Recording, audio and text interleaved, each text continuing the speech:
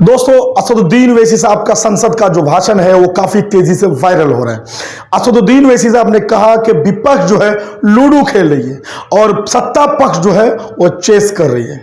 मामला उनका कहने का मकसद ये था कि डिफेंस में जो है विपक्ष को होना चाहिए था और सत्ता पक्ष को फ्रंट फुट पे होना चाहिए था, लेकिन डिफेंस विपक्ष कर रही है प्राइम मिनिस्टर का और विपक्ष जो है वो जो है पक्ष लेकर के खड़े हैं। यानी बिना मोदी जी का, बिना प्राइम मिनिस्टर जी का सदन चलने देना, ये विपक्ष के लिए शुक्रिया अदा किया दोस्तों। और असदुद्दीन ओवैसी साहब ने हरियाणा दंगा को लेकर के कहा है कि बीजेपी अपनी जमीन तैयार करने के लिए अपनी जो इस तरह के माहौल क्रिएट कर रहे हैं, राजस्थान से लेकर के हरियाणा, मणिपुर से लेकर के उत्तर प्रदेश, छत्तीसगढ़, हर जगह जो है बीजेपी अपनी जमीन को तैयार करने के लिए सारा खेल रच रही है।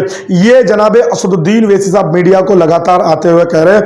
और गुरुग्राम में जो हुए हादसा, जिसमें एक इमाम, सीतामढ़ी बिहार के मोहम्मद साद की निर्मम हत्या कर दी गई है बिना किसी गलती के। वो नायब इमाम थे मस्जिद के और वो जो मस्जिद है वो सरकारी, वो मस्जिद जो है वो गवर्नमेंट के नेतृत्व में बन रही है और हाईकोर्ट के आदेश के बाद उस मस्जिद का निर्माण कार्य चल रहा। उस मस्जिद के नायब इमाम को बिना किसी गलती के उनकी निर्मम हत्या कर दी गई है। और ये वही इमाम साहब है जिसके बारे में, जिसका वीडियो सोशल मीडिया पे वायरल हो रहा है। और असदुद्दीन ओवैसी साहब ने भी कहा है, और असदुद्दीन ओवैसी साहब यानी एआईएमआईएम चीफ ने भी उस वीडियो को देखा है सोशल मीडिया में चलते हुए। दोस्तों, उन्होंने कहा है कि वही इमाम साहब थे मोहम्मद साद, जिन्होंने कहा था कि ऐ अल्लाह, इस मुल्क को ऐसा बना दे कि हिंदू मुस्लिम एक साथ एक पार्टी में, एक साथ एक प्लेट में बैठ करके खाए, ऐसा इस मुल्क की फिजा को बना दे। वो दुआ करते हैं मुल्क में अमन और शांति की, और उसी शख्स को बिना किसी गलती के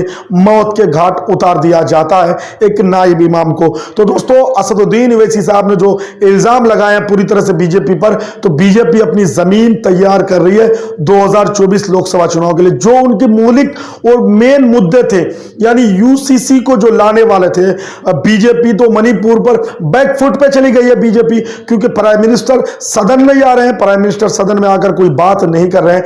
ऐसी सूरत में वो जो है बैकफुट में यूसीसी जो है ठंडे बस्ते में जाते हुए नजर आ रहे हैं। तो एक अलग सी जमीन तैयार करने की कोशिश की जा रही है। दोस्तों, सदन के हंगामे को लेकर के जो असदुद्दीन ओवैसी साहब ने कहा, चेस और लूडो की बात कहा, उस पर अमित शाह भी काका मारकर हंसे हैं और विपक्ष भी हंसते रहे।